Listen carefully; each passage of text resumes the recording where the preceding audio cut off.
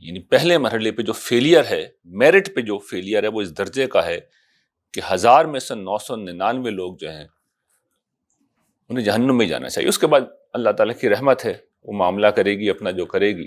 جہاں خدا کا حکم آئے گا وہاں میری مرضی ختم ہو جائے گی۔ لیکن دیکھیے اس چیز کو مذہبی لوگ استعمال کرتے ہیں اور بہت مس یوز کرتے ہیں۔ یہ بات اللہ تعالیٰ نے اپنے لیے کہی ہے، مذہبی لوگوں کے لیے نہیں کہی ہے، میرے جیسے کسی شخص کے لیے نہیں کہی ہے، یا کسی اور مذہبی عالم کے لیے نہیں کہی ہے کہ ہر مذہبی آدمی کھڑا ہوگا اللہ نے یہ فرمایا، رسول نے یہ فرمایا۔ نہیں، اسے ثابت کرنا ہوگا کہ یہ رسول اللہ صلی اللہ علیہ وسلم کی بات ہے۔ ہر حال میں رہا جو تیرا آسرا مجھے، مایوس کر سکا نہ ہجوم بلا مجھے۔ ہر نغمے نے انہی کی طلب کا دیا پیام، ہر ساز نے انہی کی سنائی صدا مجھے۔ ہر بات میں انہی کی خوشی کا رہا خیال، ہر کام سے غرض ہے انہی کی رضا مجھے۔ کیا کہتے ہو کہ اور کسی سے لگا لو دل، تم سا نظر بھی آئے کوئی دوسرا مجھے۔ اس بے نشاں سے ملنے کی حسرت ہوئی امید، آب بقا سے بڑھ کے ہے زہر فنا مجھے۔ حاضرین گرامی قدر محترم ناظرین، اللہ تعالیٰ نے ہمیں اس دنیا میں جس امتحان میں پیدا کیا ہے وہ ایک بہت چھوٹی سطح پر عمل کا امتحان ہے، اور ایک بڑی تر سطح پر، ایک عظیم تر سطح کے اوپر یہ امتحان اصل میں فکر کا امتحان ہے، عقل کا امتحان ہے۔ اس لیے کہ انسانوں کا جو اصل شرف ہے جس کی بنا پر ہم جانوروں سے برتر ہیں وہ ہماری عقل ہے۔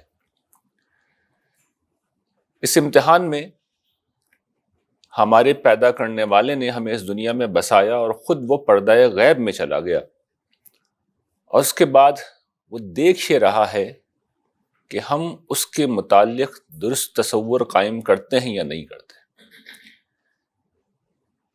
یہ بنیادی امتحان ہے جسے عام طور پر ایمان کا امتحان کہتے ہیں، اور اس امتحان میں انسانوں کی فیلئر کا معاملہ یہ ہے کہ قرآن مجید اس حوالے سے بیان کرتا ہے جو اللہ تعالیٰ کا اپنا تبصرہ ہے، وَلَقَدْ ذَرَأْنَا لِجَهَنَّمَ كَثِيرًا مِّنَ الْجِنِّ وَالْإِنسِ، کہ ہم نے انسانوں کی اور جنوں کی اکثریت کو پیدا ہی جہنم کے لیے کیا ہے۔ یعنی انسان اس بری طرح ناکام ہوئے ہیں کہ میجورٹی میرٹ پہ تو جہنم میں ہی جائے گی۔ اس کو حضور نے ایک حدیث میں، بخاری مسلم کی روایت ہے، اس طرح بیان کیا ہے کہ جب روز حشر حساب و کتاب شروع ہوگا تو حضرت آدم کو بلا کر یہ کہا جائے گا کہ آدم اپنی اولاد میں سے اہل جہنم کو الگ کر لو۔ تو وہ پوچھیں گے کہ پروردگار کتنے لوگوں کو الگ کروں؟ تو اللہ تعالیٰ کہیں گے ہر 1000 میں سے 999 کو الگ کر لو۔ یعنی پہلے مرحلے پہ جو فیلئر ہے، میرٹ پہ جو فیلئر ہے وہ اس درجے کا ہے کہ 1000 میں سے 999 لوگ جو ہیں انہیں جہنم میں جانا چاہیے۔ اس کے بعد اللہ تعالیٰ کی رحمت ہے، وہ معاملہ کرے گی اپنا جو کرے گی۔ لیکن میرٹ پہ انسانوں کا فیلئر اس درجے کا ہے۔ اسی طریقے سے اس امتحان کا ایک اور پہلو بھی ہے، اور وہ یہ کہ اللہ تعالیٰ کو اگر ہم نے مان لیا ہے، اگر اس پر ہم ایمان لے آئے ہیں، تو ایمان لانا کافی نہیں ہے، بلکہ ضروری ہے کہ خدا کی ہستی کو ہم اپنی زندگی کا مرکز و محور بنائیں۔ یعنی ایمان لانا یہ ایک چیز ہے، یہ پہلا مرحلہ ہے، لیکن ایک مان کر چھوڑ دینا ہے نہیں، یہ نہیں کہہ رہے وہ۔ اس کی ہستی کو مرکز و محور بنانا ہے۔ آخرت کو مان لینا کافی ہے نہیں، یہ کافی نہیں ہے۔ اسے زندگی کا سب سے بڑا ہدف ہونا چاہیے، وہاں کی کامیابی کو زندگی کا سب سے بڑا مقصد ہونا چاہیے۔ اللہ کے نبی کو، حضرت محمد مصطفیٰ صلی اللہ علیہ وسلم کو آخری نبی مان لینا کیا کافی ہے؟ نہیں، کافی نہیں ہے۔ یہ لازم ہے کہ یہ عزم کیا جائے کہ حضور ہی کی پیروی کرنی ہے، حضور ہی کا اتباع کرنا ہے۔ قرآن مجید کو مان لینا کافی ہے؟ نہیں، کافی نہیں ہے۔ یہ یقین محکم ہونا چاہیے کہ وہ کتاب ہے جس میں بلا شک و شبہ خدا نے ہم سے کلام کیا ہے۔ یہ ہے وہ چیز جس پر ہم پچھلے کئی لیکچرز میں تفصیل کے ساتھ بات کر رہے ہیں کہ ایمان نفسیات کی سطح پر اتر جائے۔ یعنی پہلا جو پہلو ہے کہ اللہ ایک ہے، قرآن مجید بھی ہے، کتابیں بھی ہیں، نبی بھی ہیں، حضور بھی ہیں، آخرت بھی ہے، جنت بھی ہے، جہنم بھی ہے، یہ عقلی پہلو ہے، اس کی اپنی بڑی اہمیت ہے، لیکن یہ کافی نہیں ہے۔ ایمان کو نفسیات میں اترنا چاہیے، لیکن یہ ہوگا کیسے؟ یعنی یہ تو مجرد الفاظ ہے نا کہ اللہ کی ہستی کو زندگی کا مرکز و محور بنا لیں۔ اللہ تعالیٰ نے ہمیں ایبسٹریکٹ کانسیپٹس کے اوپر نہیں چھوڑا ہے، متعین طور پر ڈوز اینڈ ڈونٹس بتائیں، بالکل کلیئرٹی ہے قرآن مجید، دو ٹوک ہے اپنے میسج کے اندر۔ تو آج میں ایمانیات کے حوالے سے اب آخری گفتگو کر رہا ہوں، اور اس میں یہ بتاؤں گا کہ یہ جو نفسیاتی طور پر مطالبہ ہے کہ خدا کی ہستی کو اس جگہ پہ لے کے آؤ، وہ ہوتا کیسے ہے؟ یعنی کیا کرنا ہوگا کہ یہ ہو جائے گا، اللہ تعالیٰ مان لیں گے کہ یہ ہو گیا؟ یہ چیزیں بس ایک ایک کر کے آج میں آپ کے سامنے اختصار کے ساتھ رکھوں گا۔ ظاہر کہ ان میں سے ہر چیز وہ ہے کہ جس پہ اگر میں گفتگو کروں تو پھر کئی لیکچر مجھے ایک ایک چیز پہ دینے پڑیں گے۔ یہ میں ایمانیات کی گفتگو کے آغاز میں کہہ چکا تھا کہ اس پہ مجھے سینکڑوں لیکچر بھی دینے پڑے تب بھی میں اس کا احاطہ نہیں کر سکتا، لیکن ظاہر ہے کہ ہمیں اختصار سے بات کرنی ہے، اس لیے کہ پورے دین کو ہی ہمیں انشاءاللہ العزیز اللہ نے چاہا تو اس سلسلہ محاضرات میں، سیریز آف لیکچرز میں ہم پورے دین کو پڑھیں گے۔ تو پہلی جو اساس ہے جو اللہ تعالیٰ ہمارے سامنے رکھتے ہیں، جو مطالبہ سامنے رکھتے ہیں کہ اگر اس جگہ پہ خدا کو اپنی زندگی میں لانا ہے تو پہلا کام کیا کرنا ہوگا کہ اسلام کی نفسیات میں جینا ہوگا۔ اسلام ہمیں معلوم ہے، ان الدین عند اللہ الاسلام، ایک تو دین اسلام کا نام ہے، اور یہ میں بارہا بیان کر چکا ہوں، یہاں پہ بھی میں نے بیان کیا ہے کہ اس دین کے علاوہ اللہ تعالیٰ کوئی دین قبول نہیں کریں گے۔ تو ایک تو اسلام وہ ہے جس سے عام طور پہ ہم واقف ہیں۔ حضور نے اس کو پھر مزید کھولا ہے اور یہ بتایا ہے کہ چونکہ عبادات کا نظام وہ چیز ہوتا ہے، وہ چیز ہوتی ہے جو ایک مذہب کو نمایاں کر دیتی ہے، دوسروں سے مختلف بنا کے پیش کرتی ہے۔ تو جس وقت آدمی توحید کی اور رسالت کی گواہی دیتا ہے، نبوت کی، حضور کی، اور نماز، روزہ، حج، زکوٰۃ ان کی پابندی کرتا ہے، تو یہ بھی حضور نے حدیث جبریل میں اسے بھی اسلام کہا ہے، اس لیے کہ یہ ریپرزینٹ کرتے ہیں دین اسلام کو۔ لیکن جس اسلام کی میں بات کر رہا ہوں یہ ایمان کی روح ہے، اس کے بغیر ایمان ہوتا نہیں ہے، اور قرآن میں زیادہ تر اسی کا ذکر ہوا ہے۔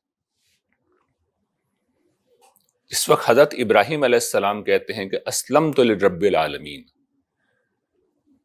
میں سارے جہاں کے پروردگار کے سامنے اسلام لے آیا ہوں۔ تو یہ اصل وہ مطالبہ ہے جو مطلوب ہے۔ حضور سے جب کہا گیا ہے کہ آپ کہیے کہ میری نماز، میری قربانی، میرا جینا، میرا مرنا اللہ کے لیے ہے، تو وہاں پر یہ کہا گیا ہے کہ یہ بھی کہیے کہ انا اول المسلمین، میں سب سے پہلا مسلم ہوں۔ ربنا وجعلنا مسلمین لک ومن ذریتنا امۃ مسلمۃ لک، یہ حضرت ابراہیم، حضرت اسماعیل کی دعا ہے، پروردگار ہمیں اپنا فرما بردار بنا دے، اور ہماری اولاد میں سے بھی ایک امت پیدا فرما جو تیری فرما بردار ہو۔ تو فرما بردار ہونا یہ اس کا مطلب ہے، فرما بردار ہونا، اپنے آپ کو خدا کے حوالے کر دینا، اس کے سامنے سر اطاعت خم کر دینا، انکنڈیشنل سرنڈر کرنا خدا کے سامنے۔ ہم کون ہیں؟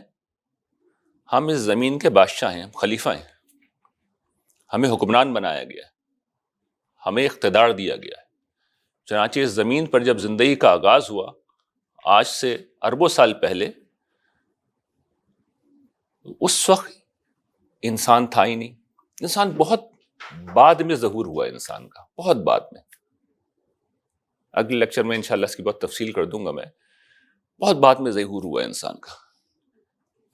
یوں سمجھیے کہ اگر ایک کیلنڈر بنایا جائے تو 1 جنوری کو اگر زندگی شروع ہوئی ہے تو 31 دسمبر کو رات 11 بجے کے بعد کوئی انسانوں کا ظہور ہوتا ہے، لیکن 11 بجے کے بعد آنے والا اس وقت چھا چکا ہے، سب جگہ انسان ہے، وہ خلیفہ ہے، وہ بادشاہ ہے، وہ حکمران ہے۔ انسان کے علاوہ کوئی نظر نہیں آتا آپ کو یہاں. جنگل مٹ گئے، ویرانے آباد ہو گئے، دریا نے اپنا راستہ موڑ لیا، ہر جگہ انسان ہی انسان ہے. بلکہ جن بھی بھاگ گئے، اب تو وہ بھی نہیں رہتے یہاں پہ، اس لیے کہ انسان سب جگہ پھیل چکے ہیں. اس انسان سے کہا جا رہا ہے کہ تم حاکم ہو، ہم نے بنایا ہے، تم مقتدر ہو، ہم نے اقتدار دیا ہے، لیکن جب خدا کا حکم آ جائے اور جہاں خدا کا حکم آ جائے سر تسلیم خم کر دو. اللہم اسلمت نفسی الیک. حضور یہ کہہ کے سوتے تھے، اپنے آپ کو میں نے تیرے حوالے کر دیا. یہ بنیادی مطالبہ ہے جو اللہ تعالیٰ کی طرف سے آتا ہے کہ جہاں خدا کا حکم آئے گا وہاں میری مرضی ختم ہو جائے گی. لیکن دیکھیے اس چیز کو مذہبی لوگ استعمال کرتے ہیں اور بہت مس یوز کرتے ہیں. یہ بات اللہ تعالیٰ نے اپنے لیے کہی ہے، مذہبی لوگوں کے لیے نہیں کہی ہے، میرے جیسے کسی شخص کے لیے نہیں کہی ہے، یا کسی اور مذہبی عالم کے لیے نہیں کہی ہے کہ ہر مذہبی آدمی کھڑا ہوگا اللہ نے یہ فرمایا، رسول نے یہ فرمایا. نہیں، اسے ثابت کرنا ہوگا کہ یہ رسول اللہ صلی اللہ علیہ وسلم کی بات ہے، اسے ثابت کرنا ہوگا. اس کے کہنے سے کچھ نہیں ہو جاتا، کسی کے ماننے سے بھی کچھ نہیں ہوتا.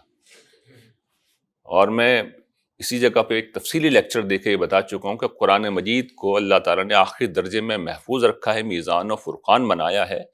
اس کی روشنی میں دیکھا جائے گا، ہر چیز کو دیکھا جائے گا، کیونکہ دین تو رسول اللہ صلی اللہ علیہ وسلم کا نام ہے نا. قرآن بھی رسول اللہ نے دیا ہے، ہمیں نہیں پتا قرآن کیا ہوتا ہے، ہم تو اللہ کو بھی نہیں جانتے. اللہ تعالیٰ نے حضرت ابوبکر حضرت عمر پہ وحی نازل نہیں کی تھی، مجھ پہ آپ پہ بھی نہیں کی، حضور پہ کی ہے. تو حضور سے جس وقت منسوب ہے دین اور اسٹیبلش دین ہے تو پھر دیکھا جائے گا اس اسٹیبلش دین میں کیا کہا گیا ہے. کسی کے کہنے سے کچھ نہیں ہوتا. یہ ایک الگ موضوع ہے، اس کی اپنی تفصیل ہے، لیکن یہ سمجھ لیجئے ہم کسی کے حکم کے پابند نہیں ہیں، ہماری یہاں کوئی پاپائیت نہیں ہے. اطاعت کا جو حکم ہے، جو فرما برداری کا حکم ہے، وہ اللہ تعالیٰ کے لیے ہے، اور اس دنیا میں اللہ تعالیٰ کو ریپرزینٹ کرتے ہیں حضور. اسی طریقے سے دوسری چیز جو ضروری ہے کہ دین کی نوعیت کی کوئی بات کہی گئی ہو.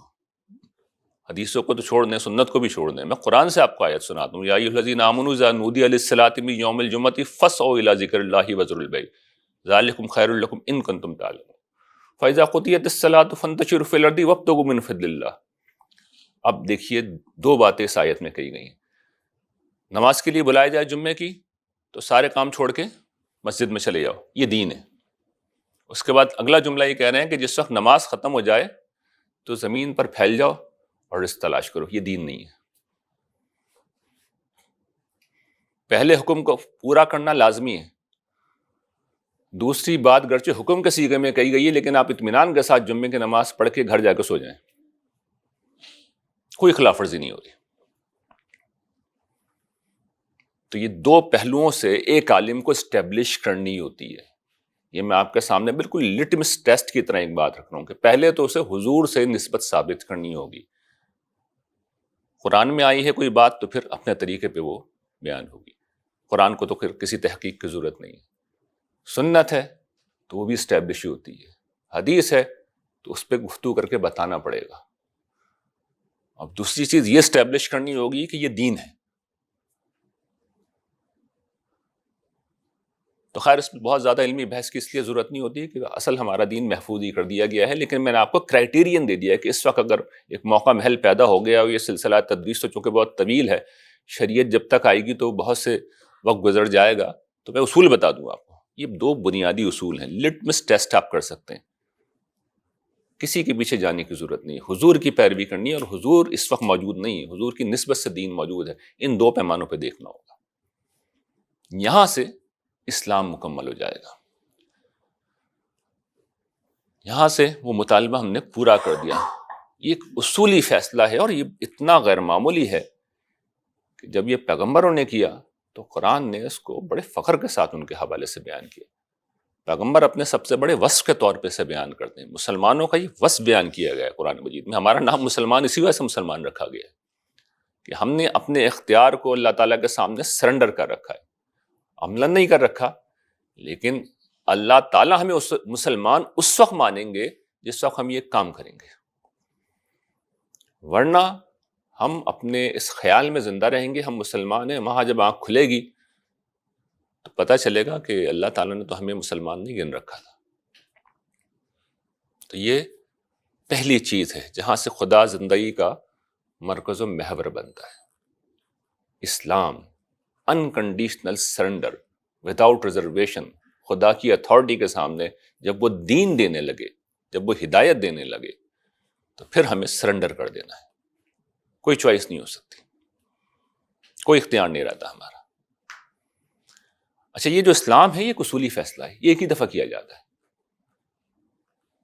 ایک دوسری چیز ہے جسے قرآن بیان کرتا ہے اور جو اس فیصلے کو مستقل طور پہ ہمارے اوپر طاری کر دیتی ہے، کیونکہ اصل بات میں نے کیا عرض کی تھی کہ نفسیاتی سطح پہ یہ چیزیں مطلوب ہے۔ عقل کا مرحلہ تو گزر گیا ہے۔ عقل کا مرحلہ کیا تھا کہ ہم نے مان لیا کہ اللہ ایک ہے، اس کے دلائل پہ تفصیلی ہم نے بات کر لی۔ قرآن مجید بھرا ہوا ہے ان دلائل سے۔ قرآن مجید 90% دلائل کی کتاب ہے، اس میں ایمانیات کے دلائل بیان ہوتے ہیں کہ عقل و فطرت کے عین مطابق یہ جو ایمانیات ہیں اللہ تعالیٰ سے اسٹیبلش کرتے ہیں باقاعدہ، اور بتاتے ہیں کہ عقل و فطرت کے ہر پیمانے پہ یہ بات صحیح اترتی ہے، پوری اترتی ہے۔ تو وہ ایک مرحلہ ہے۔ ہم بات کر رہے ہیں نفسیاتی سطح پہ اللہ تعالیٰ کے ساتھ وہ پرسنل ریلیشن شپ ہو جائے۔ تو اسلام پہلی چیز ہے جس میں ہمیں خدا کو الہ ماننا ہے، خدا کو ہمیں اپنا رب ماننا ہے، اور خدا کو اپنا ملک ماننا ہے۔ یہ تین ریلیشن شپ بیان کی ہے نا، ان تینوں نسبتوں سے ہمیں خدا کے سامنے سرنڈر کرنا ہے۔ جس طرح غلام آقا کے سامنے سرنڈر کرتا ہے، بادشاہ کے سامنے اس کی رعایا سرنڈر کرتی ہے، اور الہ کے سامنے اس کا جو ایک بندہ ہے وہ سرنڈر کرتا ہے۔ اسی طرح ہمیں سرنڈر کرنا ہے، لیکن یہ ایک دفعہ ہوتا ہے فیصلہ۔ یہ کیفیت مستقل کب ہوتی ہے، کیسے ہوتی ہے؟ تو قرآن مجید بیان کرتا ہے وَقُومُوا لِلَّهِ قَانِتِينَ۔ قنوت، یہ ہے وہ دوسرا مطالبہ جو قرآن مجید کرتا ہے۔ اس کا مطلب یہ ہے کہ جس اسلام کو ہم نے مانا ہے، جو اصولی فیصلہ کیا ہے، اب وہ 24 گھنٹے وہ کیفیت ہم پہ طاری ہو جائے۔ تو یہ جو آیت ہے وَقُومُوا لِلَّهِ قَانِتِينَ، یہ نماز کے پوسچر کو بیان کری۔ نماز میں ہم کیسے کھڑے ہوتے ہیں؟ ہاتھ بند کیسے کھڑے ہوتے ہیں؟ ایسے ہی کھڑے ہوتے ہیں نا۔ اچھا غور کیجئے، یہ اصل میں پوسچر زمانہ قدیم میں سب سے زیادہ کہاں ہوتا تھا؟ بادشاہوں کے دربار میں جس وقت درباری کھڑے ہوئے ہوتے تھے، اس وقت یہ پوسچر اختیار کیا جاتا تھا۔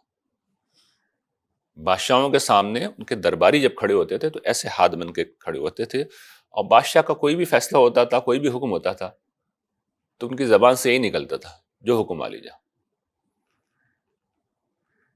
جو حکم آپ کا۔ تو اللہ تعالیٰ نے نماز میں ہمیں یہ پوسچر سکھایا، اور میں کئی دفعہ اس پہ توجہ دلا چکا ہوں کہ نماز اپنے اذکار میں اللہ کی یاد دلاتی ہے، اور نماز اپنے افعال میں، اپنے اعمال میں بھی اللہ کی یاد دلاتی ہے۔ تو نماز کا یہ پوسچر اصل میں ہمیں سکھا یہ رہا ہے۔ اور دیکھیے اس موقع پہ کیا ہوتا ہے، قرآن پڑھا جاتا ہے، قیام میں قرآن ہی پڑھا جا رہا ہے، تو خدا کا کلام پڑھا جا رہا ہے، تو ہم درباریوں کی طرح کھڑے ہوئے ہیں، بادشاہ کا فرمان سن رہے ہیں، اور یہ پوسچر بتا رہا ہے کہ جو حکم ہوگا اس کی اطاعت کی جائے گی۔ بندہ مومن 24 گھنٹے ایسے گزارتا ہے، اس کا دل مستقل اسی حالت میں رہتا ہے۔ اقبال نے کہا ہے نا کہ عرش مولا سے کم سینہ آدم نہیں۔ انسان کا جو سینہ ہے وہ عرش سے کم نہیں ہے، یہاں پر خدا کی تجلیات کا مسلسل نزول ہوتا ہے، اور پھر آدمی مستقل اس کیفیت میں جیتا ہے، ابدیت میں جیتا ہے، کہ ہر لمحے یہ سوچتا ہے کہ اس وقت میرے مالک کا کیا تقاضا ہے۔ صبح اٹھا ہوں تو اس کا نام لکھ کے اٹھوں، اگر اس نے نماز کے لیے بلایا تو نماز پڑھنے چلے جاؤں، نعمت ہے تو شکر کروں، اگر غفلت طاری ہو رہی ہے تو اللہ کو یاد کروں، کوئی مشکل وقت ہے، غم ہے، دکھ ہے تو صبر کروں، کوئی اندیشہ ہے، خوف ہے تو توکل کروں۔ تو یہ قنوت ہے۔ ان میں سے ایک چیز کو اب ہم پڑھیں گے آگے، یعنی اس میں یاد رکھیے گا اللہ تعالیٰ کے ساتھ جو تعلق ہے اس میں ایک چیز بھی ابہام میں نہیں چھوڑی۔ اور یہ میں بار بار بتا رہا ہوں کہ یہ جو 8 اساسات میں پڑھا رہا ہوں، جس میں سے ایمان پہلی ہے، جس کو اس وقت ہم پڑھ رہے ہیں، اس میں سے ایک ایک کی جزیات پہ قرآن مجید نے گفتگو کی ہے۔ اصل دین یہاں ہوتا ہے، آخرت کا اصل فیصلہ وہ یہاں کر رہے ہیں، ہمارے یہاں زیر بحث نہیں آتی ہیں چیزیں۔ اور نہیں آتی تو پھر نتیجہ وہ ہے جسے حضور نے بیان کیا ہے، ہر 1000 میں سے 999 کو پہلے مرحلے پہ ادھر کھڑا کر دیں گے، تم ادھر ہو جاؤ، اس کے بعد اللہ کی رحمت ہی ہے جو چھوڑے گی ہمیں۔ لیکن اگر میرٹ پہ جنت میں جانا چاہتے ہیں تو میں اس کے تقاضے بتا رہا ہوں۔ اسلام کی حالت میں زندگی گزاریں، قنوت کی حالت میں زندہ رہیں، فرما برداری، بادشاہ کے دربار میں کھڑے ہوئے ہیں۔ جس طرح کوئی ملازم ہوتا ہے، مؤدب ملازم، آپ ہر بادشاہ کے درباری تو نہیں ہوتے، لیکن ہم جب جاتے ہیں کسی بڑے ریسٹورانٹ میں تو جو ویٹرز ہوتے ہیں وہ عام طور پہ ہاتھ باندھ کے آ کے کھڑے ہو جاتے ہیں اور پوچھتے ہیں، بلکہ پوچھتے بھی نہیں، ویٹ کرتے ہیں کہ آپ فارغ ہوں اپنی گفتگو سے اور ان کی طرف دیکھ کے کوئی آرڈر پلیس کریں۔ تو اس کیفیت کے ساتھ جس وقت ہم جیتے ہیں تو پھر یہ قنوت بن جاتا ہے، اور یہ اتنا اہم ہے کہ قرآن مجید نے جب ترتیب بیان کی ہے تو اس کو ایمان اور اسلام کے ساتھ لائیں۔ ان المسلمین والمسلمات والمؤمنین والمؤمنات والقانتین والقانتات، تیسرے نمبر پہ لائیں اسے، اتنا اہم ہے یہ بھی ایک نفسیاتی کیفیت ہے۔ یہ کیا ہے؟ مسلسل ہمیشہ کی اطاعت کا جذبہ۔ اسلام تو ایک اصولی فیصلہ ہے نا، لیکن یہ مستقل کیفیت ہے جو انسان کے اوپر طاری رہتی ہے، اور اس کو نماز میں سمبلائز کر دیا گیا۔ تو یہ دوسری چیز ہے۔ یہ ون سیکنڈ کیا ہو رہا ہے؟ اللہ کی ہستی زندگی کا مرکز و محور بن رہی ہے، یہاں سے بنے گی، خود بخود نہیں بن جائے گی، کہنے سے نہیں بن جائے گی، سوچنے سے نہیں بن جائے گی، درس سننے سے نہیں بن جائے گی، قرآن مجید کے اس حکم کو ماننے سے بنے گی۔ تو یہ سب چیزیں ایمان سے متعلق ہیں، اور ایمان کے ساتھ پیدا ہوتی ہیں، نہیں پیدا ہو رہی ہیں تو ایمان ابھی پورا نہیں ہوا۔ تیسری چیز جو ضروری ہے وہ ہے اعتصام اور اخلاص۔ اخلاص تو سب نے سن رکھا ہے، سادہ لفظ ہے، اس کا مطلب یہ ہے کہ اپنی نیت کو، اپنے عمل کو، ہر چیز کو اللہ کے لیے خالص کر دیں۔ قرآن نے اس کو اس طرح بیان کیا ہے کہ مخلصین لہ الدین، اپنی اطاعت کو اس کے لیے خالص کر دیں۔ اللہ کا حکم ماننا ہے، اور صرف اسی کا ماننا ہے، اور صرف اسی کی رضا ہے جو مقصود ہے۔ نہ شہرت چاہیے، نہ دولت چاہیے، نہ صلہ چاہیے، نہ ستائش چاہیے، نہ واہبہ سننی ہے، نہ تعریف سننی ہے، کچھ نہیں چاہیے، خدا کی رضا چاہیے، اور خدا ہی کی بات ماننی ہے، کسی اور کی بات نہیں ماننی، یعنی مذہبی پہلو سے۔ اچھا، یہ جذبہ آپ کبھی غور کیجئے تو یہ آپ کو نظر آئے گا، ہو سکتا ہے یہودیوں میں بہت ہو۔ مسیحی مشنری جس طرح کی قربانیاں دیتے ہیں، اس کی ایک تاریخ ہے، کبھی آپ دیکھیے آپ حیران رہ جائیں گے۔ مسلمانوں میں سے بھی جو شخص جتنا زیادہ گمراہ ہوتا ہے، میں نے تو یہ دیکھا ہے کہ اتنا ہی زیادہ مخلص بھی ہوتا ہے۔ جتنا زیادہ گمراہ ہوگا وہ شخص، جتنا قرآن مجید سے ہٹا ہوا ہوگا، اتنا ہی زیادہ مخلص بھی ہوگا۔ ایسا ہی جذبہ ہوتا ہے اس کے اندر، اتنے ہی اخلاص اور کمٹمنٹ کے ساتھ وہ گمراہی پہ عمل بھی کر رہا ہوتا ہے، پھیلا بھی رہا ہوتا ہے، لڑنے مرنے مٹنے کے لیے تیار رہتا ہے۔ اسی لیے قرآن مجید نے اخلاص کے ساتھ ہمیشہ اعتصام کو بھی بیان کیا ہے۔ منافقین سے جب کہا ہے نا کہ تم نے جو رویہ اس کو چھوڑو، تو وہاں جو اوصاف بیان کیے گئے، الذین تابوا، الا الذین تابوا واصلحوا واعتصموا باللہ واخلصوا دینہم للہ، توبہ کرو، اپنی اصلاح کرو، اور اس کے ساتھ کہا گیا اللہ کو تھام لو۔ اعتصام کا مطلب ہوتا ہے اللہ کو تھام لو، اپنی اطاعت کو اس کے لیے خالص کر دو۔ تو اللہ کو کیسے تھاما جاتا ہے؟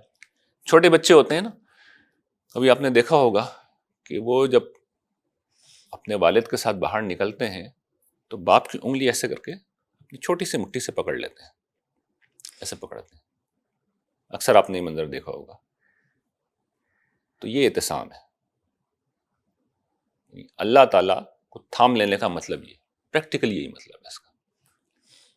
اب ظاہر ہے کہ اللہ تعالیٰ کی، وہ تو پاک ہے ان ساری چیزوں سے، ہر طرح کے جسم سے پاک ہے، ان کی انگلی کیسے تھامی جائے؟ اسی بھی قرآن نے میرے آپ کی اشتہاد میں نہیں چھوڑا، خود بتایا۔ قرآن مجید کا ذکر کر کے اللہ تعالیٰ کہتے ہیں واعتصموا بہ، اسے تھام لو۔ دوسری جگہ کہتے ہیں واعتصموا بحبل اللہ جميعا ولا تفرقوا، اللہ کی رسی کو جو آسمان سے زمین تک پھیلی ہوئی ہے اس کو تھام لو۔ قرآن مجید ہے جس کو تھامنا ہے، اس لیے کہ خدا اس میں بول رہا ہے، خدا بول رہا ہے اس کے اندر۔ تو آپ پورے اخلاص کے ساتھ کسی گمراہی پہ عمل کریں گے تو اللہ تعالیٰ قیامت کے دن پہلا سوال یہ کریں گے یہ قرآن مجید کہاں گیا؟ جو تم کر رہے تھے وہ قرآن مجید میں بیان ہوا تھا اس طرح؟ اور یہ بات میں بار بار بتا رہا ہوں، جو اللہ کو کرانا ہوتا ہے نا اس کی جزیات میں جا کے تفصیلات بتاتے ہیں، اجتہاد کی کوئی گنجائش کسی پہ نہیں چھوڑتے، اور بالکل واضح صاف عربی زبان میں بتاتے ہیں ان کا مطلب کیا ہے۔ کوئی بات کہیں ابہام میں کہتے بھی ہیں، کیونکہ قرآن ادب کی کتاب ہے تو کہیں کہہ دیا کہ واعتصموا باللہ، یہ ادبی اسلوب ہے، دوسری جگہ واضح کر دیتے ہیں کہ اس سے مراد کیا ہے، قرآن مجید کو تھام لو۔ یہ جو قرآن کا نور ہے، روشنی ہے، جو رسی ہے، خود حضور نے اسے واضح کیا ایک حدیث میں، آسمان سے زمین تک تنی ہوئی ہے، اس کو تھام لو۔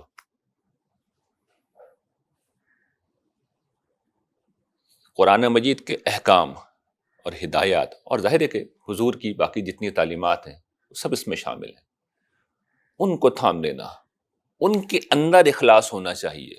اپنی مرضی کا اخلاص جو ہے کسی کام نہیں آئے گا، اس کا تو اچار ڈال کے آدمی کو اپنے پاس رکھ لینا چاہیے، اس اخلاص کا اچار ڈال کے اپنے پاس رکھ لینا چاہیے، وہ کسی کام نہیں آئے گا۔ اس دنیا میں مذہبی ایکٹیویٹی کے لیے وہ تڑکا لگانے کے کام تو آ سکتا ہے، آخرت میں وہ اخلاص کام نہیں آئے گا۔ تو اخلاص کے لیے ضروری ہے کہ اعتصام ہو، قرآن مجید کو تھام رکھا ہو۔ یہ تیسری چیز ہے جو ایمان کے ساتھ ضروری ہے، اخلاص اور اعتصام۔ اور چوتھی چیز یقین۔ یقین کیا ہوتا ہے؟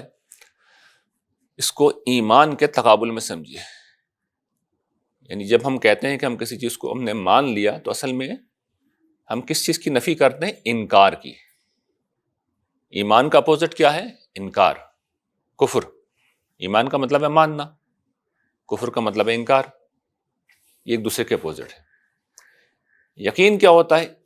اس کا اپوزٹ سمجھیے کیا ہے؟ اس کا اپوزٹ ہے شک، انکار نہیں ہے اس کا اپوزٹ۔ تو جس وقت ہم نے انکار کو چھوڑا ہم ایمان میں آ گئے، اور جس وقت ہم نے شک کو چھوڑا تو ہم یقین میں آ گئے۔ تو شک کے کانٹے کو دل سے نکالنا ہوتا ہے، شک کا کانٹا جس وقت دل سے نکل جاتا ہے اس وقت یقین آ جاتا ہے۔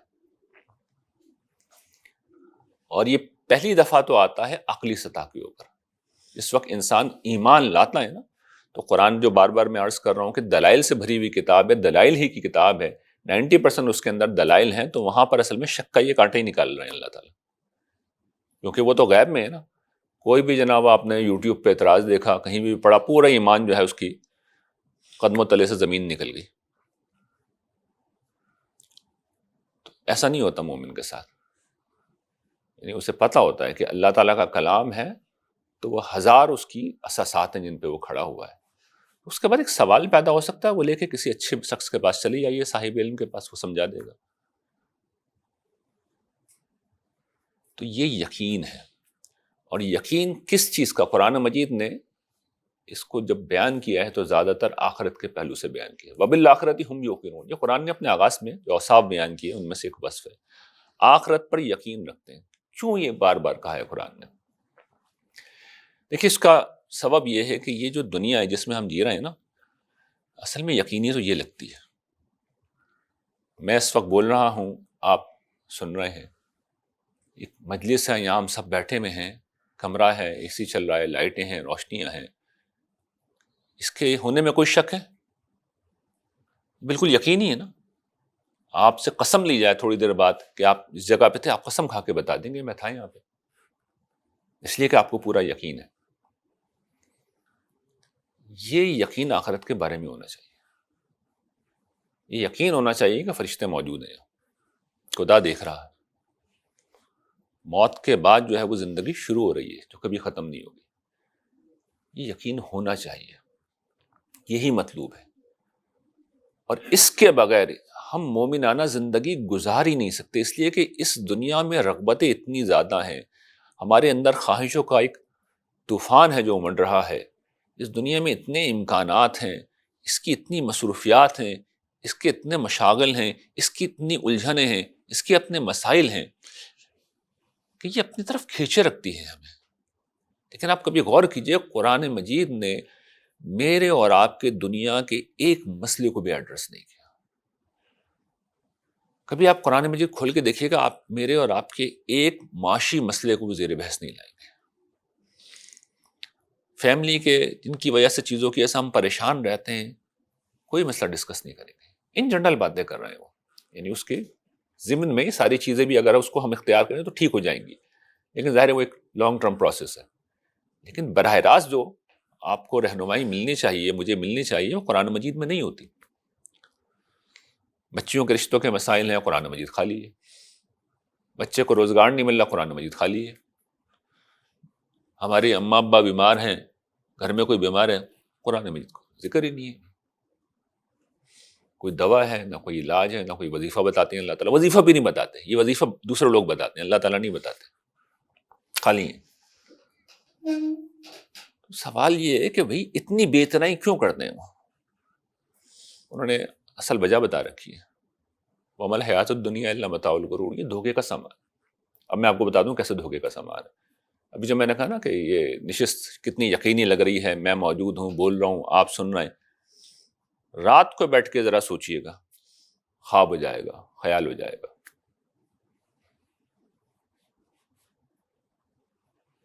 ایک خیال کے سوا کچھ بھی نہیں رہے گا.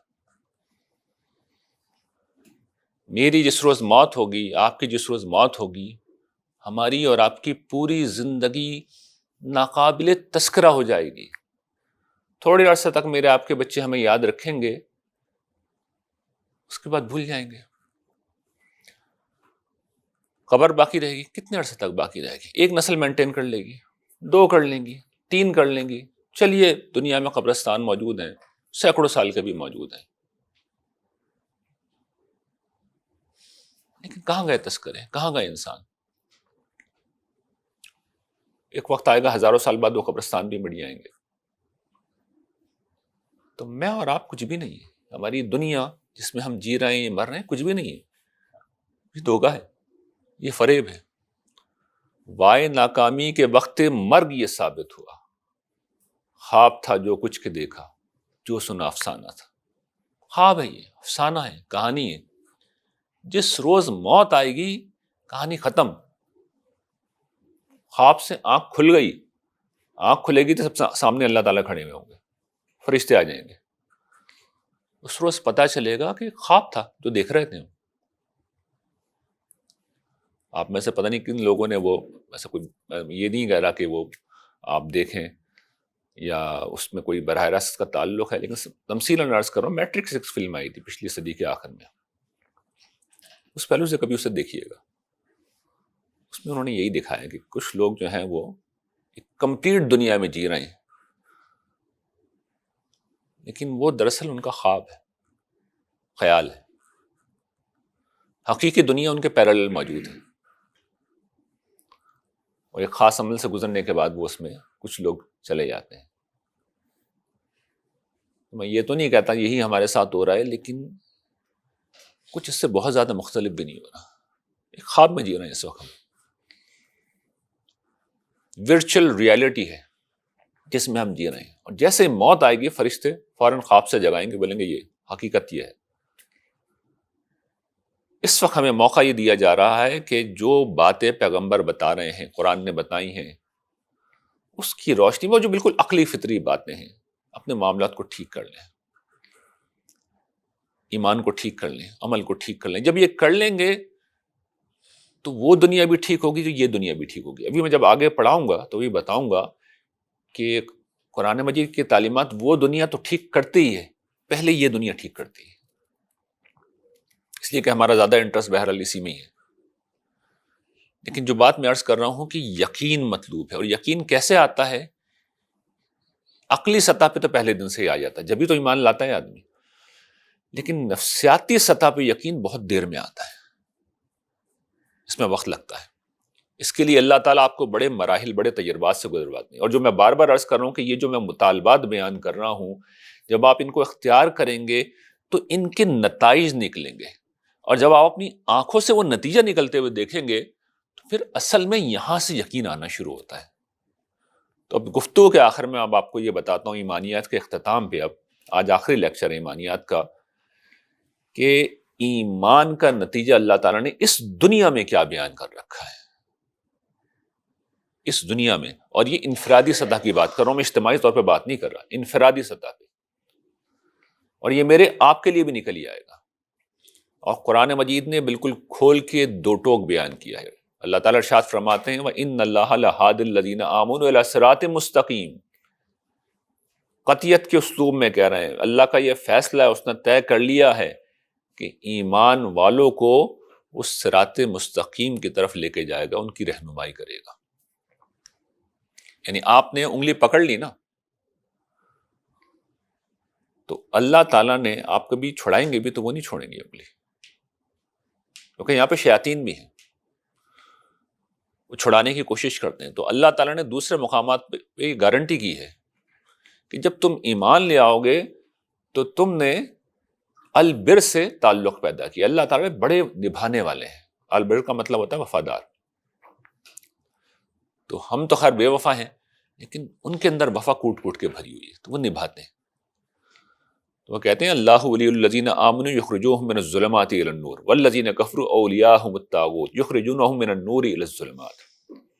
جو اہل ایمان ہیں، جو ایمان لائے ہیں، ان کا کارساز اللہ تعالیٰ ہے، وہ اندھیروں میں بھی گھرتے ہیں تو اللہ تعالیٰ انہیں واپس روشنی میں لے آتے ہیں، اور جو انکار کر دیتے ہیں ان کے دوست شیاطین بن جاتے ہیں، اور روشنی میں بھی آ جاتے ہیں تو ان کو کھینچ کے واپس اندھیرے میں لے آتے ہیں۔ ان سب کا انجام آگ ہے۔ اس آدمی نے اپنے سینے کو بند کر رکھا ہے، اس کے اوپر ہدایت کی روشنی پڑ بھی جائے تو شیاطین کھینچ کے لے جاتے ہیں اسے، اور وہ آرام سے چلا بھی جاتا ہے۔ لیکن بندہ مومن کو انہوں نے گارنٹی کر رکھی ہے کہ تم اگر پھسلو گے بھی تب بھی میں کھڑا ہوں، میں سنبھالوں گا۔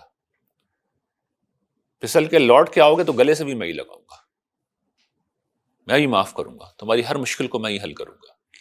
تمہاری دنیا بھی میری ذمہ داری ہے، تمہاری آخرت بھی میری ذمہ داری ہے۔ یہدیہم ربہم بایمانہم تجری من تحتہم الانہار فی جنات النعیم۔ یہ آخری بات ہے جو اللہ تعالیٰ نے کہی ہے، اس سے بڑی کوئی بات نہیں ہو سکتی۔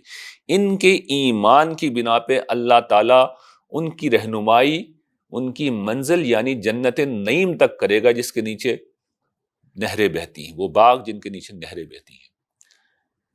یعنی دنیا میں صراط مستقیم کس لیے ہے؟ سیدھا راستہ، وہ جنت تک جا رہا ہے، تو پن پوائنٹ کر کے وہ آپ کی رہنمائی کریں گے، کہیں نہ کہیں سے آپ تک بات پہنچ جائے گی، آپ کو توفیق مل جائے گی، آپ کا دل چاہنے لگے گا۔ اگر آپ مخلص ہیں تو اللہ تعالیٰ کسی صورت میں نہیں چھوڑیں گے، کسی قیمت میں نہیں چھوڑیں گے۔ میں بار بار عرض کر رہا ہوں، وہ البر ہیں، ان کے اندر بہت وفا ہے۔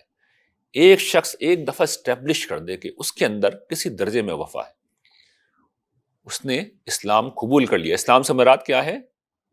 سرنڈر کر دیا، وہ آگے فرما برداری کی حالت میں۔ اس کے بعد انسان ہے، پھسلے گا، پھسل جاؤ، کوئی بات نہیں، میں پھر لے آؤں گا اٹھا کے۔ یقین کے راستے پہ اس نے قدم رکھ دیا ہے تو یقین دلائیں گے میں ہوں۔ بے یقینی کی فضا کہتی ہے کہ غم ہے، ہم ہیں۔ دل کو کوئی ڈھارس دیتا ہے، ہم ہیں، ہم ہیں۔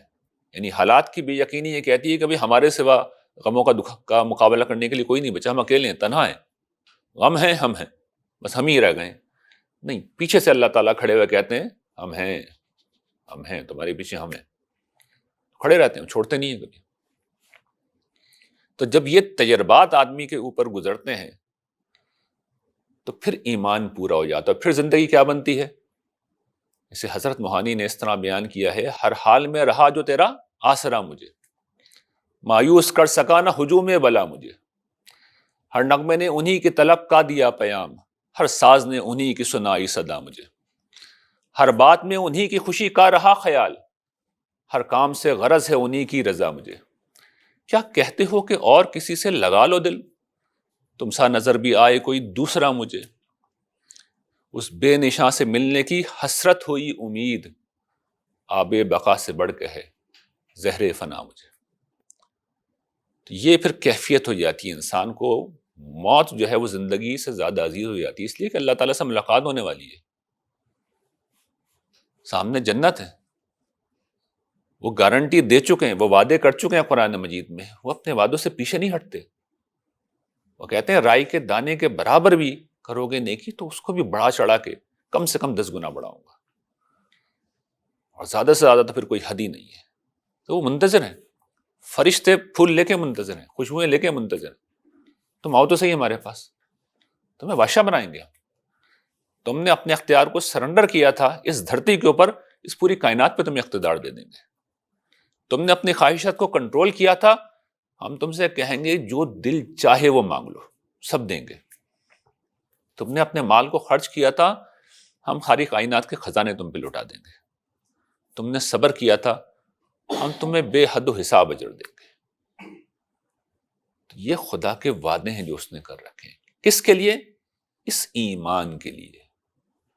اب آپ سمجھیے جہاں پہ اب میں بات ختم کر رہا ہوں کہ حضور نے جب یہ کہا ہے، قرآن نے جب یہ کہا ہے کہ اس ایمان کا مطلب یہ ہے کہ اب تنہا یہی نجات کے لیے کافی ہے، تو یہ واقعہ ہے کہ یہی نجات کے لیے کافی ہے. ساری خوشخبریاں اصل میں اس کے لیے ہیں، مسلمانوں کے کسی گروہ کے لیے نہیں ہے جو اپنے فرقوں پہ ڈٹ کے کھڑے ہوئے ہیں. وآخر دعوانا ان الحمد للہ رب العالمین.